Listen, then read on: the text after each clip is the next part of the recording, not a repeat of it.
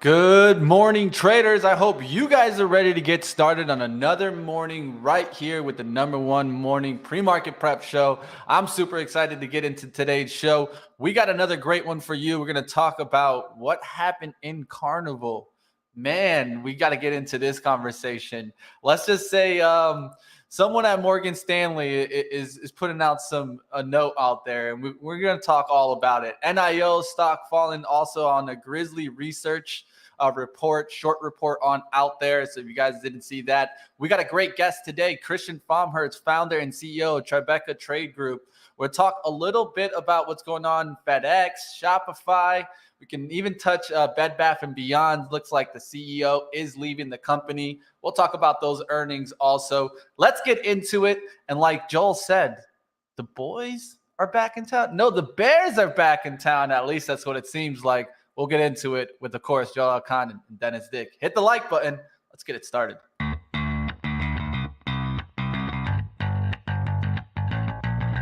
Coming to you live from downtown Detroit, this is Benzinga's PreMarket Prep with your host, Joel Elconin. This is a volatile puppy here, isn't it? And Dennis Dick.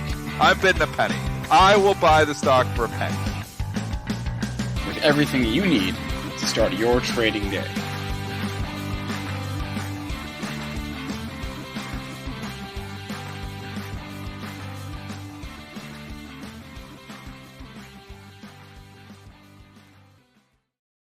All right, let's go ahead. Let's bring on the traders, Joel Elconin and Dennis Dick. I will have to go ahead and give us a little bit. Why not? Copyrights, copy schmites. Who cares? Let's do this.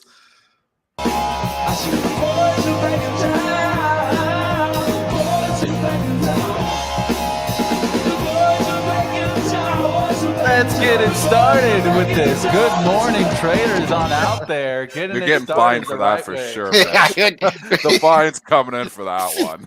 That's a no doubter. I'll pay that one. Don't worry about it. Hit the thumbs on up. Do you know the algorithm for Google is already on that? Do you know that they've already something? They'll text. You'll get an email within 20 minutes on that. Thin Lizzy. We talked about that on the close. It was Thin Lizzy. So, should I just tell Raz right now that the fine's coming? Yeah. Don't worry. Be like, all right, whatever. I heard Raz will pay for it. That's what I heard. Okay. Man, oh man, I tell you, folks. We dipped yesterday because there's nothing in there, and we're going back up this morning because there's nothing in there. We just had that. True. No, you got this figured out. It wasn't a buy program. Yeah, buy programs take the market up, sell programs take the down. That's pretty much the truth. There's nothing in here. I wish I could give you some levels. We're up 12.5 handles, 38.38. Crude is continuing to rebound off that hit from last week, up $1.42 at 113.18. And gold is up $6, 18.27. Silver, it's above, trying to get above 21, up 9 cents at 20.97. Bitcoin, I did see it in the 19 handle. But the unusual whale buyers came in, and now it's off that low, back into 20,000 handle, down $90 at 20,085. And Ethereum, that's down $34 at 11,1850. So let's bring in the best person to talk to on Wall Street while they're losing money. I don't know about that one.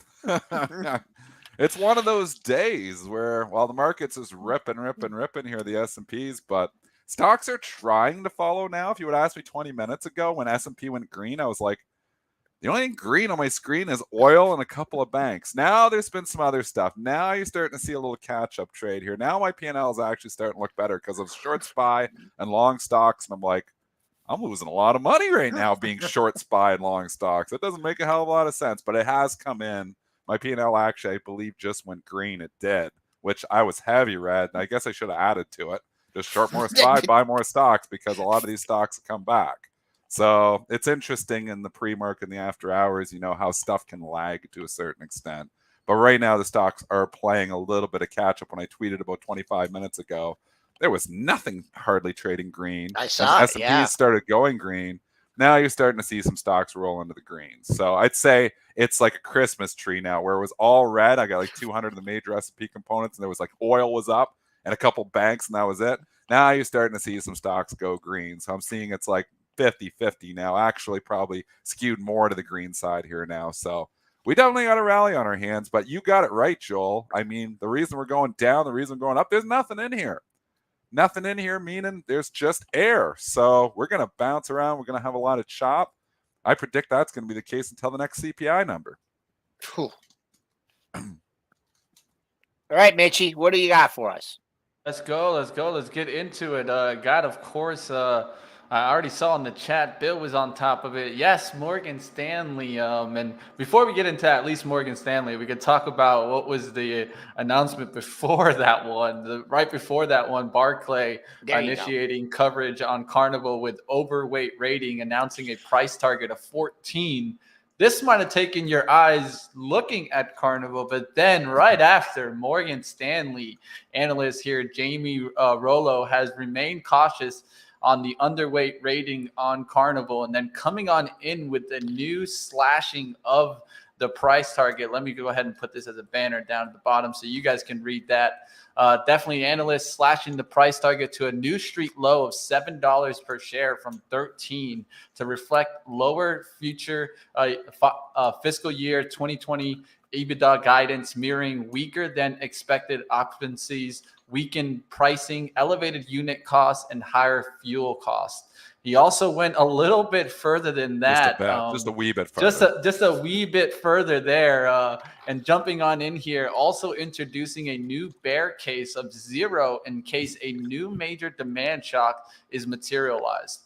And what does he mean by this? So he said, if the high yield market closes and if there is a demand shock that causes trip cancellation or weak booking, hence customer deposit outflows, liquidity could shrink. Even then, liquidity looks unsustainably high, we think, with net debt remaining at $30 billion for the foreseeable future, nearly triple its pre-COVID level. So just reading between the lines, he's saying if we get another COVID wave, that wave might knock over those cruise ships into the abyss. Well, right before the pandemic, right, they had all these boats that they wanted to put out, right, and they were doing a whole kind of they have, I think, 3 boats that Carnival was bringing out. And if you look at Norwegian Cruise Lines, they also had a bunch of boats that were coming out. So I think it was as bad as timing as it could ever be for the pandemic and these companies. And now you're seeing it. I am going to actually jump in here and say I am one of those customers with deposit outflows. I do have credit on Royal Caribbean. I did not take my cruise. You're not going to go?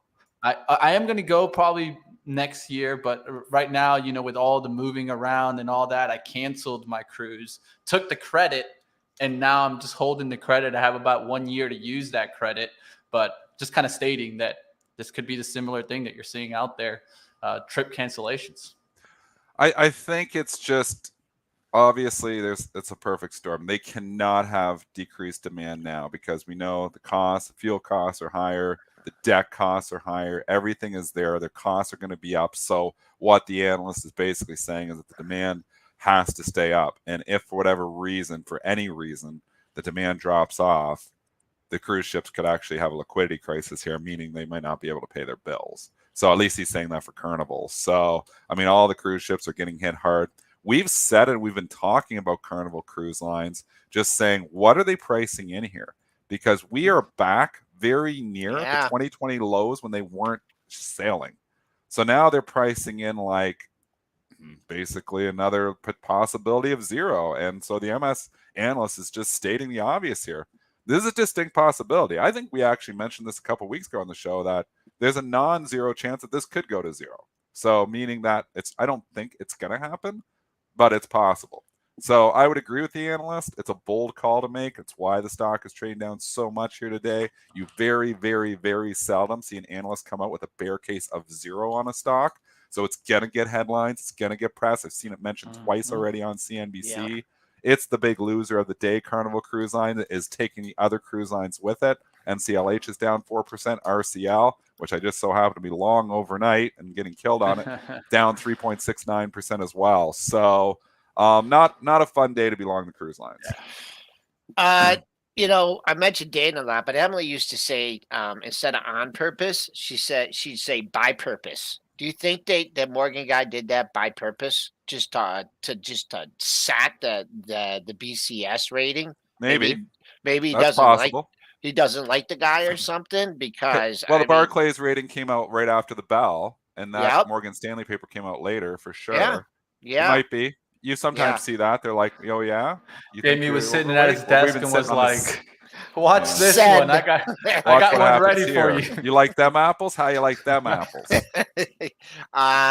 But first of all, if you were listening to Benzinga's pre-market prep show on Monday with Tim Quast, the Quastinator, man. he talked You got about it. this. He said there was a rally in this, and there was still a lot of short supply out there and not much demand. He said, and then I did that as the stock of the day. And he said, if you're long it, you should think about taking profits. Now, of course, he didn't know what was going to go on. I'm not selling this thing down 77 cents, right? I mean, that's a huge move. And I don't even think you have to rush out and buy it today, but I'm looking at that move. You had to move basically from what, 870 to just under $11. You got to be right around the 50% retracement. I would say if it holds in here for a day or two, then maybe you could dip your toe in the water. This is a big move on the downside. So I'll let the dust settle, see if it can hold. There's probably a daily low in this area too. Also, maybe some people that got caught in this, this short here, or maybe that are still short that Tim talked about, might try and bring it in. But these things, if we get another wave, I wouldn't want to be owning these stocks. I'm not too worried about that. There's so many puns here. Yeah. The COVID wave, the big waves, the perfect storm. There's a lot of puns here. I didn't like cruises before the pandemic. Yeah, you never were. Except to Alaska. You got to take a cruise to Alaska. I want to do that. Yeah. But I'm just, and I bet you those people lining up for those midnight buffets, I felt like that's the best part. Pulling out a Weight Watchers card, and giving it to them. I like the buffets too, but Joel, you're like me. You eat that pizza and work out in the morning. Well, what's Joel's always working out. He's like the most fit 80-year-old. Yeah, I am.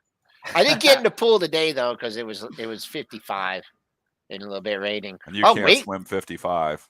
At 55 in the morning? Nah, 55, that's pretty cool. The water would be warm, though. But, wow, Weight Watchers at $7. Have you looked at that stock in a while, Dennis? But nobody's watching their weight anymore. Yeah. Wow. You have to watch your the weight? Oprah, $105. Yeah, where's Oprah? Oh, my. Oh, my. What a disaster. There's so many of these stocks, Joel, that are just disasters. This has got to be... And again, I know the S&Ps are down 20%, but this has got to be one of the ugliest bear markets that took so long to become a bear market. Weight Watchers, and not that anybody was actually invested in Weight Watchers, I hope, but $105 a share 2018 is right back down to $7. There's massive, people keep thinking, though, there's a lot of bad stuff priced in. I don't know what Weight Watchers, but I'm probably never buying a stock like that, but there is a pile of other stocks that just have been absolutely killed. You see Carvana yesterday? Bring up this one, and let's just go into it. CVNA, when everybody had to own everything at any cost, when, rampant stupidity was running around in 2021, $376 a share. That is less than a year ago. It's now $24.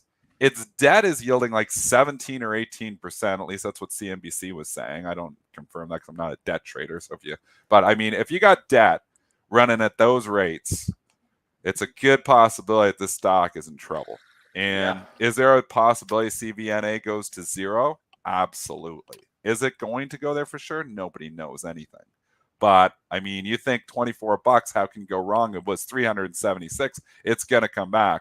If that stock, here's a lesson for everyone, a new lesson. If a stock goes to zero, when you buy it at $24 and the stock goes to zero, you are just as dumb as the person that bought it at $376. You lost your entire investment. That's the fear of buying these stocks because we don't know which ones are zeros. And I'm going to promise you, there are some bankruptcies coming. I don't know if it's Carnival Cruise Lines. I don't know, but I'm going to tell you they're not all going to pull a Revlon and go bankrupt and then rally 300%. That's not going to continue to happen. There is a lot of bankruptcies coming. And I don't know if it's Carvana. I don't know if it's whatever thousand EVs or SPACs or anything, but I'm telling you, some of them are going to zero. Some of them are going to zero. And if you're buying these things, you know, like 90% off the highs, what can you lose? Your entire investment. Joel and I see some gold. Wow, look at that. CarMax makes you want to go out here. Okay. So, you know, a couple What are you looking at? What are you looking at? CarMax. Yeah. That rejection of 100. Yeah. Look at those monthly lows. But sell, Mortimer, sell. Just you know, a couple weeks ago, I ripped up my Barron's and I said I was going to cancel my subscription. Well, I didn't. And what did you see on the cover? Well, I don't mention it anymore, but this was the cover this weekend. Can you guys see it? I see it now. Yeah. What is it? Oh, Tower of Trouble. Oh, now I'm bullish. You're turning me bullish on Carvana. Yeah. Barron's always gets the bottom. Machines. Well, they always sell the bottom. Yes. Barron's sells the bottom, just like Facebook. Barron's likes to sell the bottom. So now I'm cautious. Be careful with your Carvana. If Barron's is coming out. Joel gave the Barron bottom. The Barron bottom. They're good at calling the Barron bottom. You see, they should be calling this the Barron bottom. You see, they should hire me, man. Yeah, well, this is, I go through it in like 5 minutes. Like I don't read the articles. It's like watching our show from like last week. But what they said is that they're selling cars, but they're not getting the registration to people. Like there are people that are buying the car, and for whatever reason, they're like this one person that I actually read the caption under the picture, and it said that that they like 3 different times they tried to get a registration, they couldn't get the registration. They said that they just like gave the car back. They couldn't get, so that's bad if you're selling cars and you can't get the registration to them. So that, I didn't read the whole article, but anyways, that thing got killed. What about, why is CarMax still so high? Is that have a different business model? Do they? It's yeah, but I think CarMax actually makes money. CarMax actually has, you know, I at least last time I looked at it, this isn't, you know, a stock trading, you know, on hope and dreams. This is a company that's been established for a very long time. Okay. So completely different animal here. I mean, go to the Benzinga Pro. Sometimes it's a good thing to look at the fundamentals and do our due diligence. Let's I don't do it. Bring it up, probably. Mitch. Do you have Bring it up? Yeah, Show it, Mitch, too, if you can in the Pro. Show how we do this. Yeah, you know, go to CarMax. Do it. Because this is a company that makes money. Share screen here. Big difference. Big difference when you got companies that burn cash and companies that make money. So right, CarMax, yeah, bring it up. I got it in front of me too. Yeah, let's go ahead. Let's P's 15, Joel. Guys, we can go companies made money for a long time. So yes, Mitch, go to the calendar. Makes money. Slightly different. You see PE here. Yeah, but go to the calendar, because this is what I like to do on the calendar. Okay. What do you want to see? Earnings? It's just you can just look, you know, like you can look and you can see, you know, some green there, right? Yeah. You can see, you know, surprises. You could see green area. Okay. We're kind of watching here. In some increases, and now the CVNA. Let's go to it. Wait, look at the debt first on CarMax. So CarMax debt. Let's look they at were the debt. making money. They ain't now. Yeah. Dennis. Yeah, there is a lot of debt in CarMax too, but long-term debt about 17.7 debt. Yeah, there you go. Yeah. Forward looking is at least we have on Pro at 15, industry average at 10. Interesting to kind of keep watch. We'll see what happens with CarMax. I think this is going to be one that, at least, I mean, I look at this, at least that chart stood out to me like a short opportunity. I'll keep on watch to see if the relationship keeps coming down, but this is interesting. Easy setup here for me, and then I'll let you go, That's Dennis. what I mean, right here, this is the monthlies. I mean, you know, you got let's call it $85. You got to stay in the bull camp until it takes out 85. 3 monthly lows right in that area. So that's where I'm at on CarMax. I think I'm laying off CarMax, period, because I think there's so much. I think the Carvana story could even get uglier, and it just might drag CarMax down with it. Not saying CarMax is going to go down, but it might bring the stock lower. So Yeah. It's tough, man. There is certain stocks that I am buying. Maybe Carmax could go on a shopping list. Carvana's not going on the shopping list. I'll tell you that much, though. Not even close to going to be on the shopping list ever. So let's keep talking these stocks though, because yesterday was an ugly day. I said I think the ARKK bottom is in. I said I think if we get a pullback into the 40-42 range. Yeah, I you think, did. I think I said if we get a pullback into the 40-42 range, 50% retracement of the move, I'd be a buyer. So am I going to be a buyer? Because I didn't think it could come into one day. It was a little spooky that it hit it that hard.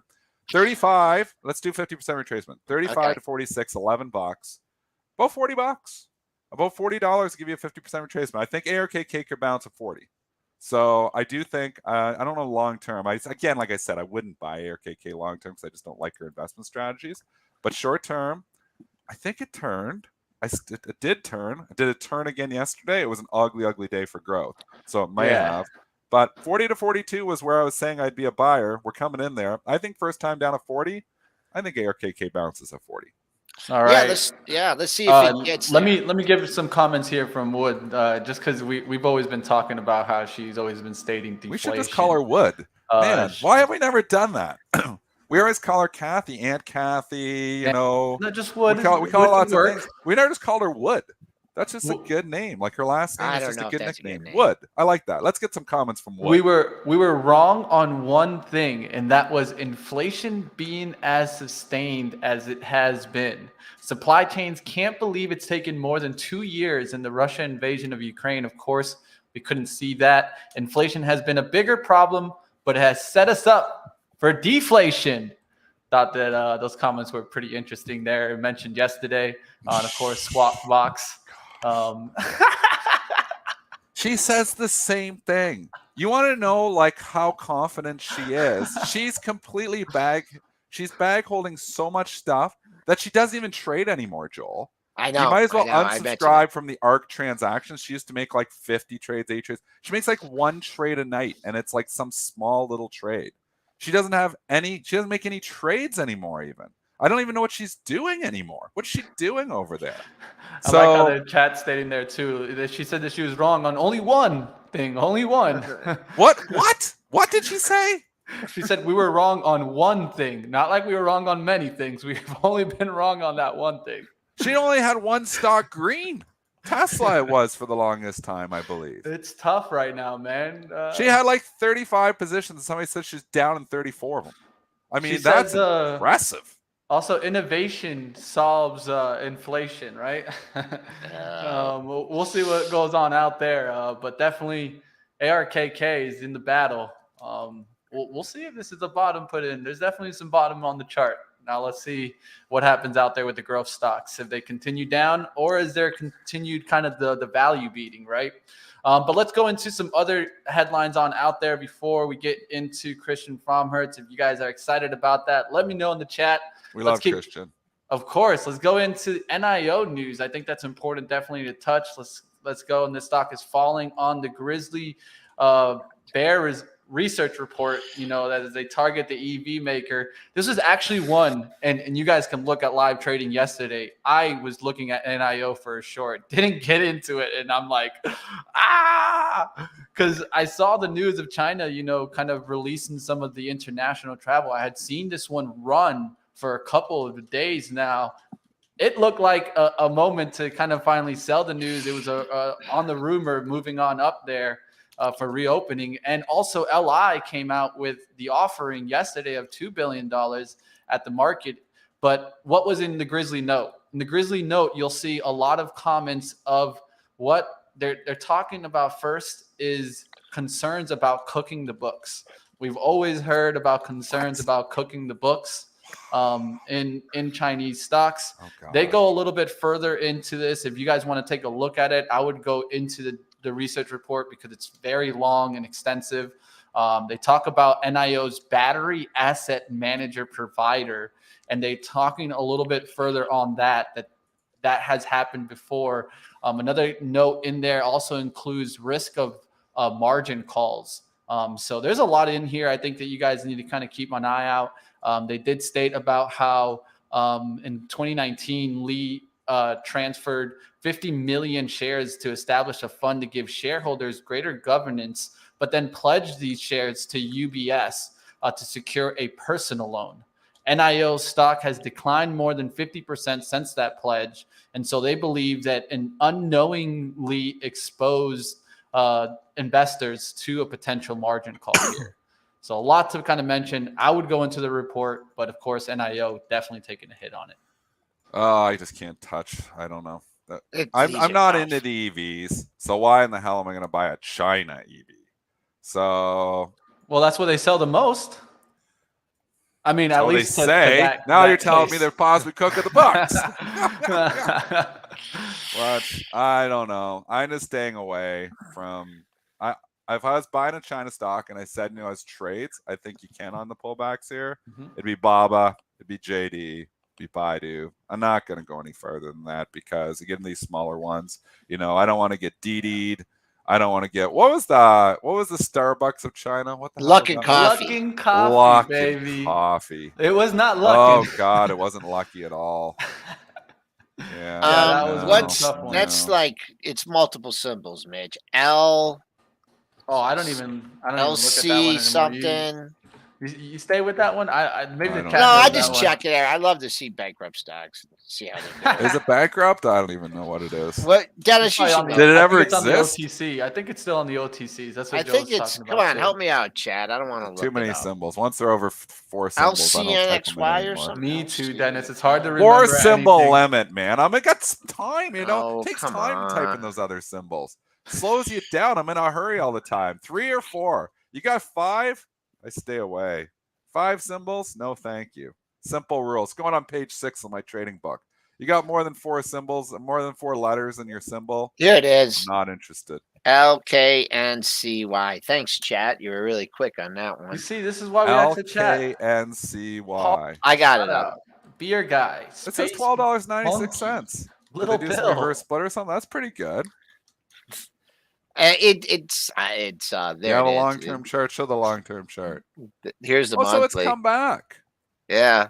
Oh, look at that. It's come back a long ways. I'm actually quite impressed. I would have thought it was $1. So I don't know. Anyways, they like fake companies apparently. So I don't know. I know nothing about this stock. So Yeah, I'm All not right. touching it either. I do stay I. away. Let's move into what do you guys want to touch? Shopify or Bed Bath & Beyond? What do you guys think here? Do Shopify. When's the split? That's Split's what coming, we're isn't isn't talking it? about right now. It's That's what we're split. talking about Split? right now. Oh, it did. Yeah, Yeah, we man. missed this one. It ran there up you go. into it Shop- too. Did it run Shopify into it too? Oh a man, 10 it to did. 1. It 10 sold to right 1 off the here, day before, guys. though. I would have been like, if you stuck around too long, it'd have been ugly. Look at this. Yeah. Why in the heck do they do that split now? Like the 10 for 1. It naturally split itself. The stock came down enough. What was the stock price when they announced that for the first time? They should have aborted mission. Let me take a look at that. I'll try to take a look at that right now. It was a while ago. I'm wondering if know. it was like $900 or $1,000. They announced the split, and then the stock obviously did its own split a couple of times since then.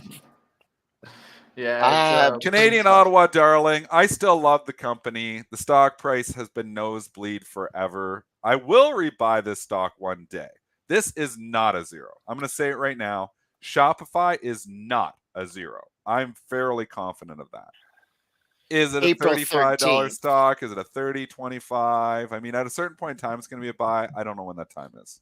April 13th, Dennis, is when they did it. So it was It in was $700. Then it split. So then it split 2 for 1, natural pricing action. Then they split her 10 for 1. Looks kind of weird. I know, Target it does. P on it's hard because Shopify is still growing. So you're never gonna get Shopify at a P of like 20 or 30. If it was like a P of even 35, I think I'd back up the truck. But what's the PE on Shopify right now? And the problem is it's just barely making money if it is. Let's go to our trusty Benzinga Pro. Let's look up the PE on Shopify. Oh, it's I have here still. 55. 55. Yeah, and the problem is they're in last quarter they lost money. Oh gosh. So now I don't know. 55 is one too high, but then they're losing. I don't know. Get down. Tell me when PE on Shopify is 25. Not like buy Dennis when the when PE he is gets 25. in. So everybody tweet at me. So all my followers, everybody, tweet at me when the PE comes down to 25 or 30, even 30. Tweet at me when it comes down to 30 on Shopify.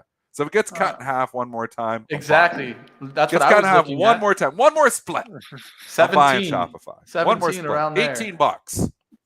No, 20. We'll even it's say not 20. There's 20 resistance. bucks. We got to buy some Shopify. $20 if it gets there. If it ever gets there. There's some consolidation on the next level down, right around 17 and 18. So I could see that happening. I'll keep you an eye guys out for it. you guys are getting carried away here. Where I do you? think. Where would you buy Shopify? I like the company. I would buy it somewhere. It went 30 to 40, so if it's gonna hold, it's gonna hold here at 35, right? A monthly low at 30.53. That was in March of 2020 when you had that low right there, 30.53. And then maybe we'll do the Amazon trick, right? Because this is what Amazon did, right? It had the run up into the slit, right? Boom, boom, boom, boom, boom, boom. Then it came all the way back down, market dynamics, all right? Yeah. And it got a little rally. That rally failed miserably as of right now. Spoos just went red again, Dennis. Holy They are mackerel. choppy. Shop. There's nothing in there. There's nothing in there. Dennis, you got to put out some substantial SPY Q1 core bids. price. Oh gosh. We just had PPI come out. We're sleeping here, folks. We're too busy talking. Come on, Shopify. Mitch. PPI just came out and it was 0.1% higher than expected. Shocker. Oh no, it was GDP. What was it? What came out? What came out? PCE. PCE. What the hell? PCE, GDP, PPI. I can tell I'm an economist. Yeah, PCE what came out here. PCE. We need to know what came out. Prices for Q1 5.2 versus a 5.1 estimate. Prior was a 5.1. And then that also, was PPI. That was PCE. I'm wrong. PCE, Wasn't guys. PPI. PCE. I just saw. I was like PCE. scared. Here you guys have it, and then GDP you got came out too. core. What's the GDP number? Getting that out right now. Here, I'm giving you We guys have multiple core. numbers. Yeah, John says we're numbers bad. You here. want to know something? I'm going to say it again here. If you're sitting here as an economist trying to predict the markets, you are in the wrong business. I am not an economist. I took 8 economics courses. I know nothing about the overall economic data. Nothing. But you know what? Right. I've made money every single month in the markets for 22 years consecutively. You can check my records. So, and that's not in my long-term portfolio. That's in my trading portfolio. The long-term portfolio can obviously go down. So PCE, guys. You PCE. do not need to know economics to be a trader. So put that on page 8. Take your economics numbers and throw them out. All you need to know is CPI or anything that's, inflationary data. But we see PCE prices. What is PCE? I don't even know what the hell that is. What is USA Core PCE prices? How is that?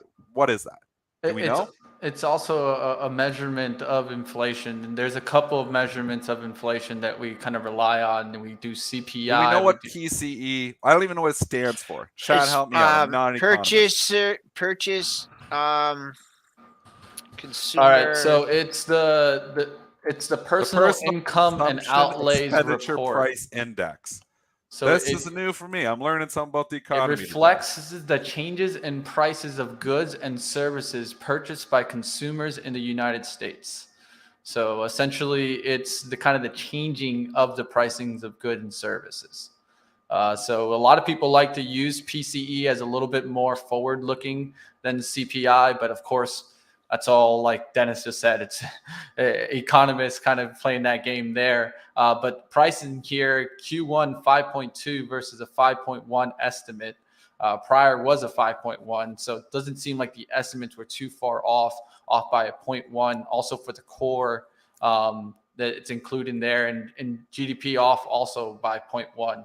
I think they're lagging though, man. They're such, well, supposedly this is a number that the Fed looks at. I don't know where I heard that or if I'm making it up, but these numbers, they could. Everybody's preaching that it's the GDP moving the market. Hey, here, I'm going to tell you guys something. The market fell 4 points. None of these market was really leaking before that. It was leaking way before that. 4 points on the S&P. 4 points. There's just nothing. We fall 40 points. We got to know what the hell is going on. You fall 4 points.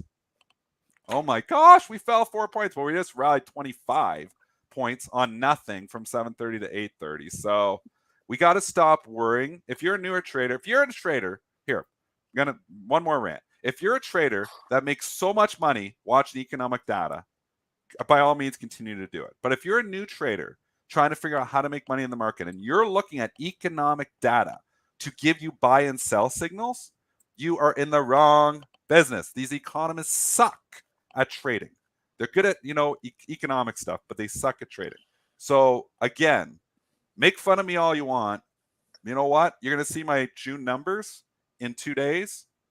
They're pretty damn good. So make fun of me all you want that I don't know PCE or I don't care about the GDP. Make fun of me all you want. The number that matters is the CPI. So one thing to talk about on PCE and what does it do is it measures two areas, right? We said the goods and the services. The goods category is in two subcategories. It's in consumer durable goods like long-lasting items such as cars and washing machine. And then it has non-durable goods in households which are used quickly like groceries and clothing. Services are a function of business provides, so households don't have to do with it itself. It's more like government, nonprofit, household workers that also offer services.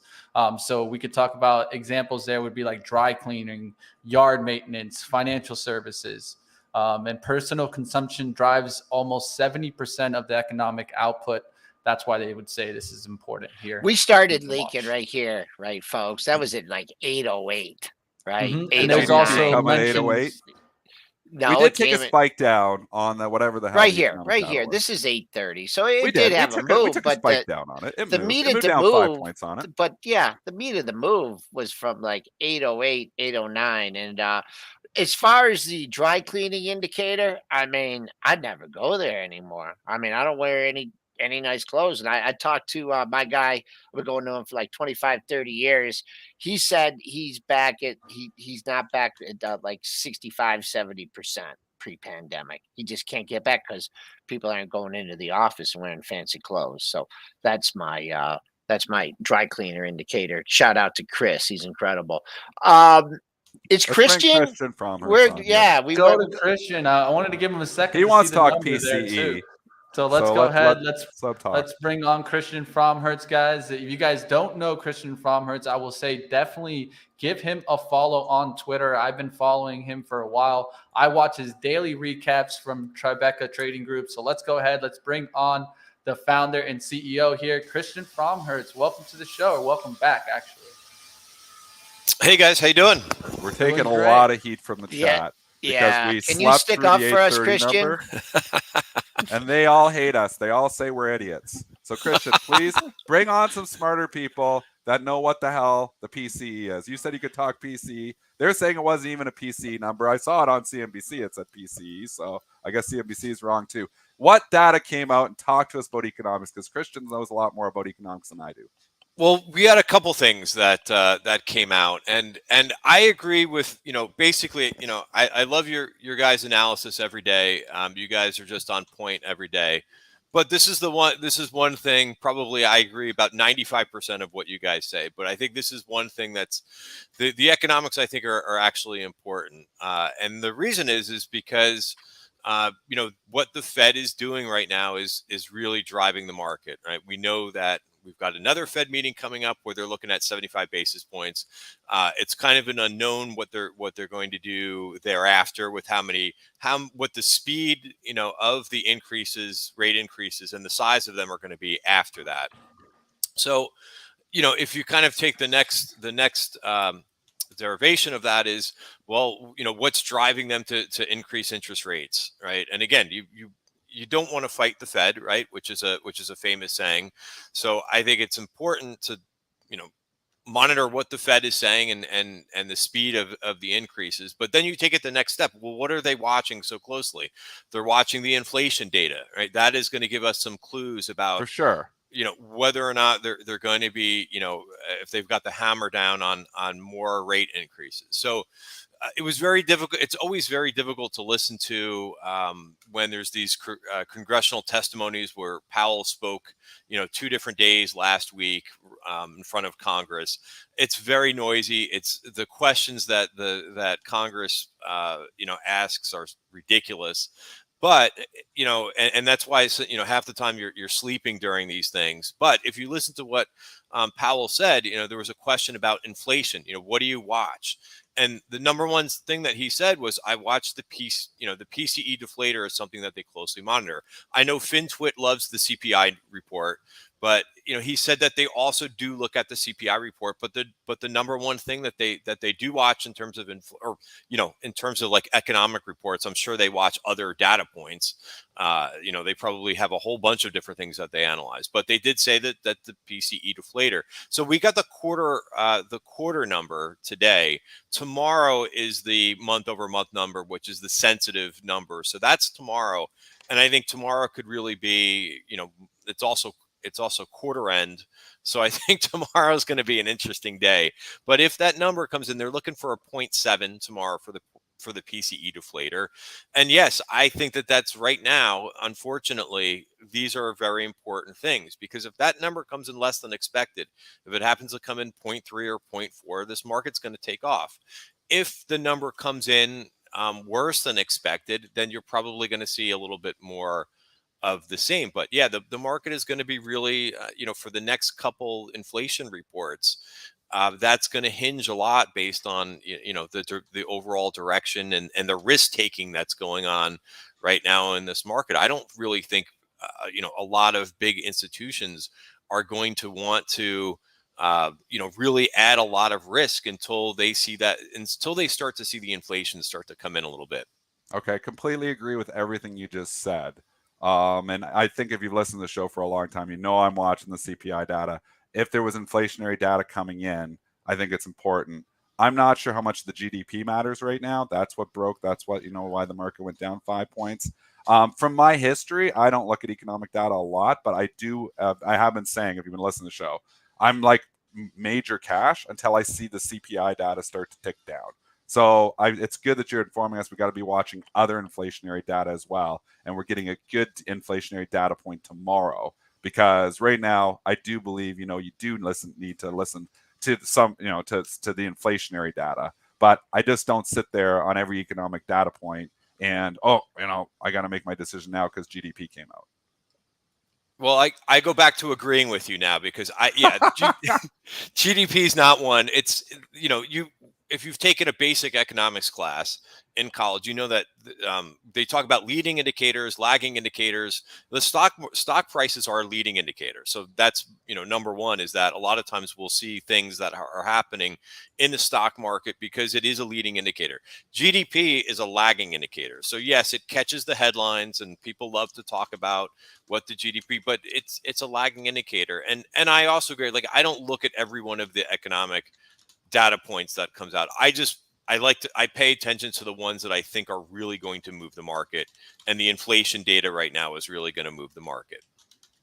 I agree with that. So we're back on the same page here, Christian. So, okay, let's take Good. it I like to to be on the same page. Let's take it to the stocks, because this is a stock trading show, and I got to tell you, they pulled the rug out from under this market yesterday. I did not see that coming. I thought we were going to get a little pullback. I thought we were a little overbought. I didn't think we were going to just tune them right up. I mean, there was stocks like Carvana down 25% yesterday. I mean, I didn't see that one coming. What are your thoughts here? I mean, how are you positioning yourself? You've been an excellent trader for a long time, Christian. How are you positioning yourself right now with all this volatility? Well, thank you for that. I'm very nimble, very quick in this market. It's been, no doubt, a very challenging market. We've seen a couple times now, we've seen these bear market rallies this year, right? And make no mistake about it, the trend is down, right? And I think everybody's kind of watching every time that we begin to kind of have one of these bear market rallies is, are we going to turn the corner yet? And again, go back to the Fed. It's going to be very difficult for us to really have this solid footing before the Fed kind of, changes their tone, at least about, the velocity of the interest rates. But I look for clues, right now, in terms of different sectors and so forth, which we could talk about a couple of them. But right now, I'm very nimble. I really am trying. I'm more of a swing trader than a day trader. Yeah. So this market is difficult for me to really position in, because the more that we start to, once the market rallies for a couple of days, you start to see this better participation. And usually when you start to see more participation and the breadth increasing, in a bull market, those are good things. But in a bear market, it's been very tricky. And when you start to see a little bit more setups, they've been traps this year. So, if you've gotten fooled once or twice, okay, that's fine. But you really have to be careful about getting fooled over and over with these bear market rallies, whether or not they're going to actually hold or kind of move back. And I think, for me and how I've been trading this market is I just really try to take a lot of targets. And even if these are not targets like, in a bull market where, I'm hitting more doubles, triples, even like a home run here and there. This is a lot of just hitting singles Base market. hits. And if you're not, taking those profits when they're there, you can have a day like yesterday. And I agree with you. I didn't really understand the move that, where the bottom just basically fell out. Yeah. And then even in the last couple hours of yesterday, because you mentioned that, okay, if ARK gets to a level or if this sector gets to a level, you would be a buyer. But it's very difficult yesterday when there was no, move off the lows whatsoever. And it just looked like, whoever was kind of selling yesterday wanted the market to close on the very lows. Yeah. And it's just not the situation where, if I would have seen a little bit of buying there in the last half hour, I would have said, okay, let me play a little bit of something here and there to kind of to buy the dip a little bit. But I don't like these days where we start to go lower. And sometimes it's just a sell program or two.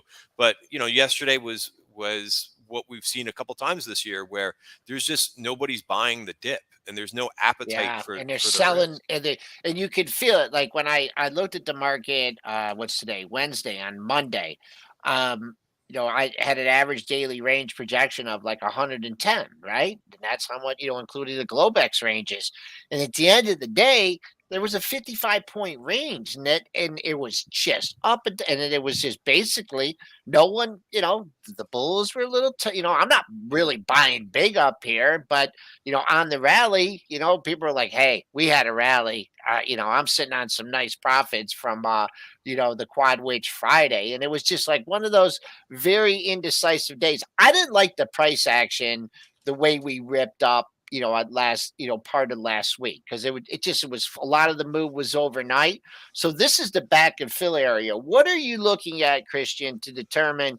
We had the 36.39 low, we had the 39.50 high. I mean, I'm looking at the 50% retracement that comes in right around 3,800. Also, the close last Thursday was 37.99. So a lot of things to me is like, if this market is going to hold, it's going to be 3,800. So what are you looking at to see if we're going back to test the lows, or we got to buy the dip opportunity here? Yeah, I'm watching the. I mean, that's I'm right on with that. I'm right around 3,800 in S&P Okay. futures is what I'm watching, and I do use an indicator that uses volume at price. That's the top of this week's value area, and I think that we need to hold that for this week. And and then of course with the S&P, I tend to look at a couple different sectors too, just to say, is anything kind of changing in terms of risk on, risk off, and so forth. One of the areas that I thought was really different over the last couple of weeks, because it wasn't the defensive areas that were holding up very well. There was things like biotech that I thought was Yep. very interesting, because biotech was one of those sectors that I think can move first, or one of the first moves when you have a risk on or risk off move. Biotech was one of the first areas that really ran into problems last year, and I like the fact that it rallied hard off the lows last week. And I'm watching XBI, which is the equally weighted ETF. And Yeah. I would love to see this hold. It's back above its 50-day moving average. I would love to see this hold the 50-day moving average. I think that would be very constructive for the market if biotech, and again, the XBI is equally weighted, so it's the small names too. It's not just the larger names and not just the big pharma names that are in there. But I think if something like biotech holds, I think that this market may start to change a little bit. If it doesn't, and if it starts to kind of break down again, then we've got more of the same, and maybe the lows aren't in for the year. But I think if something like that can hold, I think that's very constructive. And then outside of the U.S., the Chinese internets look like they've bottomed for the year, right? And they've been showing all kinds of relative strength. Now they're in a different cycle than the U.S., and that could be why that they're showing that relative strength. But I really like what's going on in that group as well. All right. Now, one thing that I know Christian does always, guys, is definitely stay up with his kind of recaps, because he definitely checks out relative strength. So I'm going to go to you, Christian. What do you think about how energy is bouncing back here? I know that some names might interest you more than others. I'll let you go ahead and do that. But I'm playing right now XOM, just full disclosure. But we'll see what happens with energy. Do you feel this was more a correction, bounce back that has an opportunity to continue rallying, or do you see it as kind of demand destruction out there? Well, so that's a really great question, and sometimes what I tend to do after you've had a move in XLE, which was up at 92, and it really kind of got hit harder than the previous dips. There's been a couple dips in energy this year, and every time it's kind of come back in and checked into the 50-day moving average and bounced. It's been very methodical. This looked a little bit different to me, where we really kind of, there was a big profit taking and selling going on in energy. So I usually once that happens, where it looks like it's a little bit of a different dip to me than what we've seen so far, I like to let the dust settle a little bit, and just give it some time. I do like what's going on with oil. Not for inflation purposes, but I do like, in terms of for the energy sector, I do like what's been going on with oil the last couple of days. And in the area that I'm looking at, I'm looking at the refiners, which were this one of the strongest groups in the energy. So I'm looking at PSX. So that's Phillips, and that looks to be. I like Valero as well, but I think Phillips 66 is showing some strength, and I'm looking at actually adding along, as long as it stays above 88.50, right? And again, everything with this market, going back to what you guys asked me a few minutes ago, you have to have an out in every one of your trades right now. Always. You cannot. Christian, here's the difficult thing though with this market, and this is why I'm doing very little swing trading this year. I had a great year, 2020, 2021 swing trading. I'm almost all active day trading now. And my swing trading account, I'm just day trading it. So it's so difficult, because like I'll put on a swing trade, and I'll be the first to say it. I benefit. I'm mainly, I'll do shorts and longs, but for the most part of my swing trading, it's biased long. You get stopped out of everything. It just seems like in this market, like we're risk managers, and you are as well, and that's what I am at the core. But day trading with shorter price targets, you're good. But it seems like once you hold anything for 2-3 days, it seems like you just get stopped out of everything. And I'm finding like 90% of my swings I'm getting stopped out on. So I'm just laying off the swings for now. There's like a good, and you were saying it before, there's a good environment for swing trading. There's a not so good environment for swing trading. When we're going like this, when you're a risk manager, you're getting stopped out on everything. How do you not get stopped out on everything? I do. I do get stuffed out, and that's so it is what it is. And I think it's your position size is important. I keep going back and forth because, again, it's. I agree very much about how difficult it is to swing trade. So my cash balance in my trading account has been going from 80% to like 95. So I'm not, going in back into the market like 50%. I'm really just playing with like 10 or 15% of my overall account and putting on a couple swing trades there. My position size is much less than it normally is.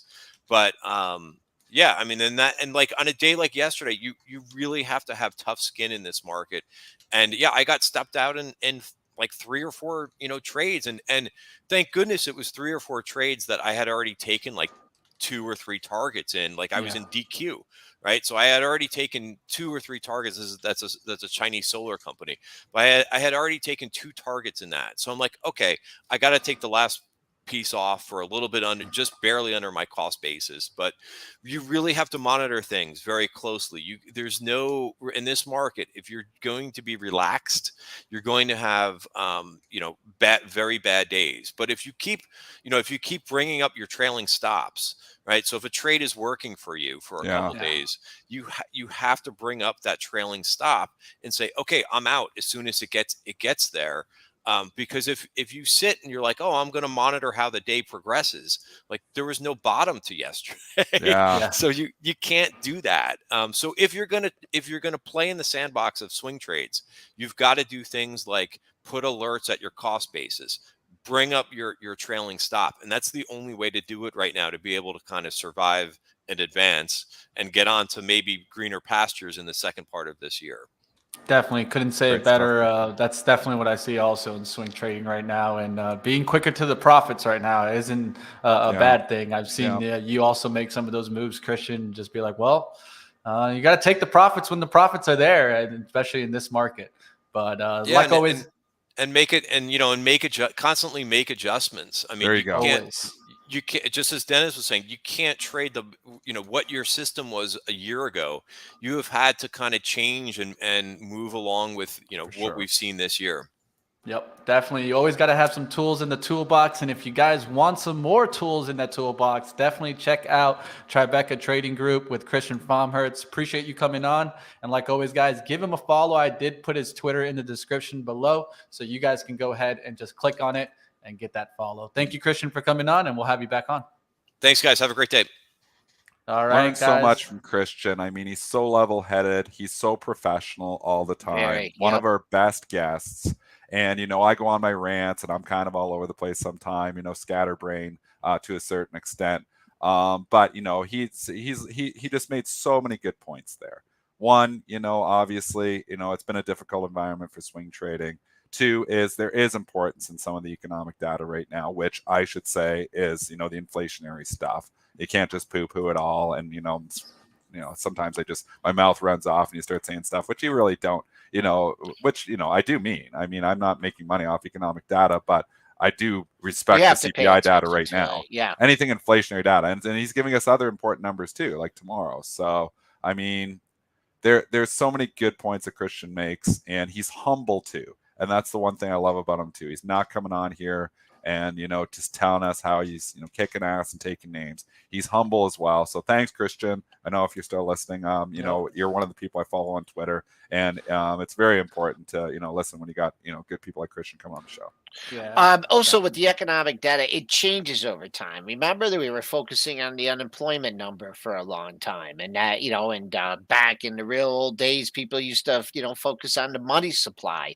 And that was something actually that I heard Jeremy Siegel talk about yesterday. That's, just pulling, if the money supply is shrinking, then, that's a good thing. That's what the Fed's trying to do. But it's the economic data, following it is important. We get the 830 numbers. We'll be more heads up on that. Mitch, we dropped the ball on that 830 number on GDP. We did. 100%. I got a nasty email from somebody right now saying about that we missed that. Get nasty emails.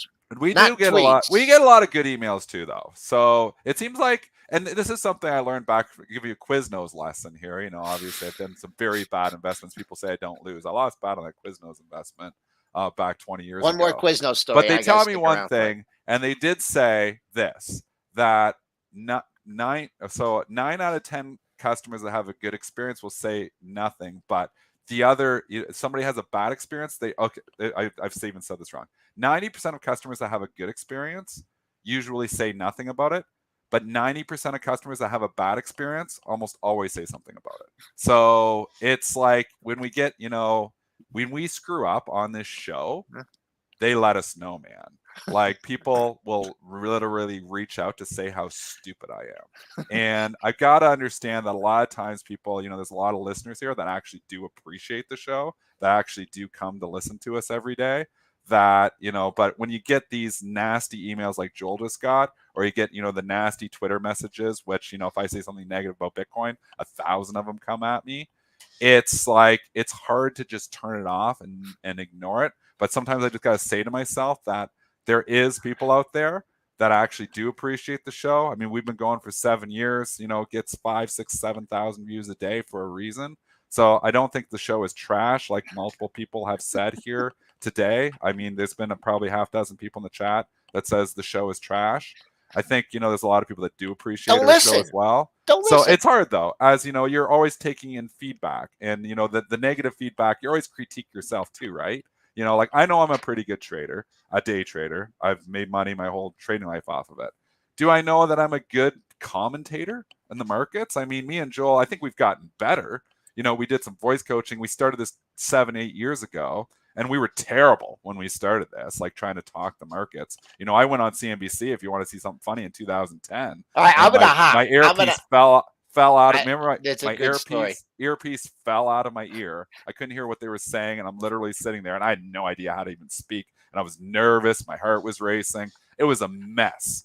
And I got on there twice. In both interviews, I was just a mess on it. And I think it's a big reason why I never, ever got invited back, because I got on stage too soon before I was prepared to do it. Okay, I'll catch you guys in a little bit. Yeah, go, Joel.